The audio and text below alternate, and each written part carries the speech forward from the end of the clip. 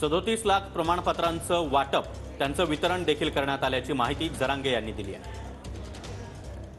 ज्यांच्याकडे नोंद नाही त्यांच्या नातेवाईकांनी शपथपत्र करून घ्यावं असं जरांगे पाटील यांनी म्हटलं आहे। आणि शपथपत्राची चौकशी करा, कारण पाहुणा खोटा निघू शकतो अशी विनंती देखील त्यांनी सरकारला केली आहे। तर जरांगे पाटील यांनी सरकारसमोर आणखी काही मागण्या ठेवल्यात। शपथपत्रासाठी स्टॅम्प पेपर मोफत करा अशी मागणी जरांगे पाटील यांनी केली।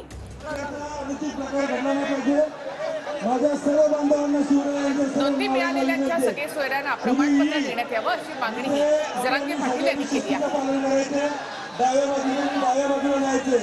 आज रात्रीच अध्यादेश द्या, आजची रात्र आम्ही इथेच काढतो असं जरांगे पाटील यांनी म्हटलं। आरक्षण पाहिजे असेल तर लढायला शिका असं जरांगे पाटील यांनी मराठा समाजाला म्हटलं आहे।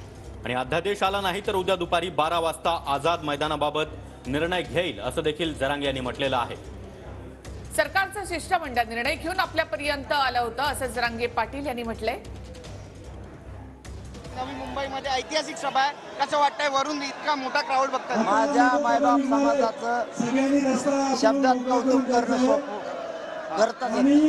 इतका समाज हातावर आला काहीच नाही। एखाद्या पोराला जर पोलीस बांधवांनी प्रशासन धक्का लावला ना, तुम्हाला महाराष्ट्रातला 5.5 कोटी मराठा घरी दिसणार नाही, झाडून पुसून कुलपलवून मुंबईत। पाटील एकच मिनिट घेऊया। इकडे तिकडे ऐकायला पाटील कळत नाही। इकडे मला सांगा, खुंटी आहे जी नेमकी खुंटी आहे अध्यादेशाची, ती नेमकी काय आहे आणि त्यात तुम्ही दुरुस्त्या काय सांगितल्यात? जो अध्यादेशाची वाट तुम्ही पाहताय ती सरकारने देणं अपेक्षित आहे। जी खुंटी तुम्ही सांगितली ती नेमकी खुंटी काय आहे? अध्यादेश त्यांनी सांगितलं करतो आणि अध्यादेशच नाही पाठवलंय मुख्यमंत्री सह्याचं दिलं आम्हाला, म्हणलं सह्यावर जमणार नाही। पण तुम्हाला अध्यादेश हवा होता, मग त्यावेळेस तुम्ही काय सांगला? अध्यादेश घेऊन या, त्याच्यानंतर सभेमध्ये सांगणार हा वेळ का दिला तुम्ही? सांगितलं। अच्छा, त्यांचं म्हणणं होतं म्हणून आम्ही मुख्यमंत्र्यांच्या सगळ्या सह्याचं देतो, म्हणलं नाही चालणार। लय झालं आजचे रात्र आझाद मैदानाला झोपायचं, तुम्ही एक वेळ देताय तरी इथं झोपू। अच्छा, इथं झोपू। एक मुद्दा आणि विशेष म्हणजे आझाद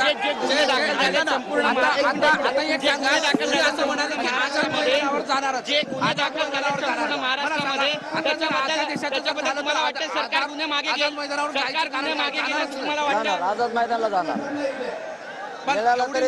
मुंबईत येऊ नये म्हणून तुम्हाला आझाद मैदानात। आणि सरकारने ही चूक करू नये बरं का, मी आपल्या चॅनलच्या माध्यमातून सांगतो, देऊन आता जर एक दिवस आम्ही थांबलोत म्हणजे समाजात असं मेसेज जाणार आमच्या हातात की आमच्या लोकांनी आणखीन सरकारचा सन्मान केला आणि वेळ दिलाय।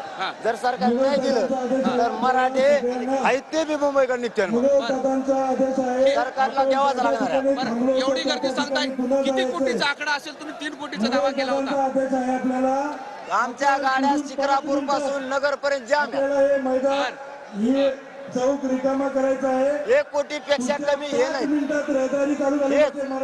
गाड्या तिकडे गुंतले। तुम्ही दगा फटकाचा काय विषय? दगा फटका का म्हणताय? दगा फटका का म्हणताय?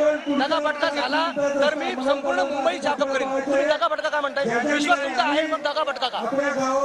हे बघा, काही प्रयोग तसं झालेले अंतरवाली, तसं जर प्रयोग माझ्या एखाद्या लेकराला तर मायबाप कसा घरी थांबत? आपण खाली जाऊ हालायला लागले,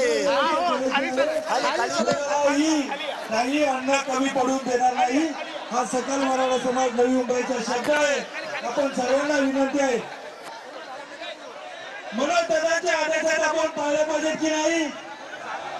तर आझाद मैदानाकडे निघालो तर पुन्हा मागे फिरणार नाही। आझाद मैदानामध्ये जाण्याबाबतचा निर्णय उद्या 12 वाजता घेणार असल्याचं मनोज जरांगे यांनी म्हटलंय।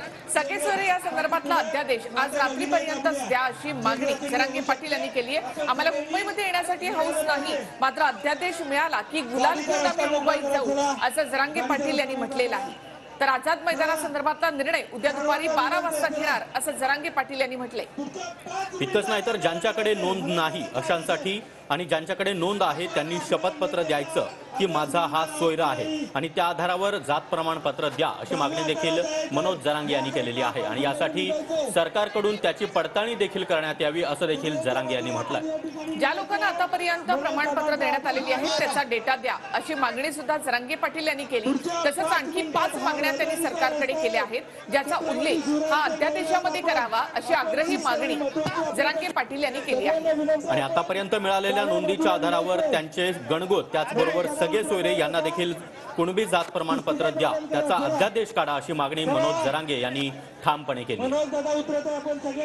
तर आझाद मैदानासंदर्भातला निर्णय उद्या 12 वाजता घेणार आजचा मुक्काम त्यामुळे जरांगे पाटील यांचा वाशीमध्येच असणार आहे। एपीएमसी मध्ये आज पुन्हा एकदा मराठा समाजाचा हा मुक्काम असणार आहे।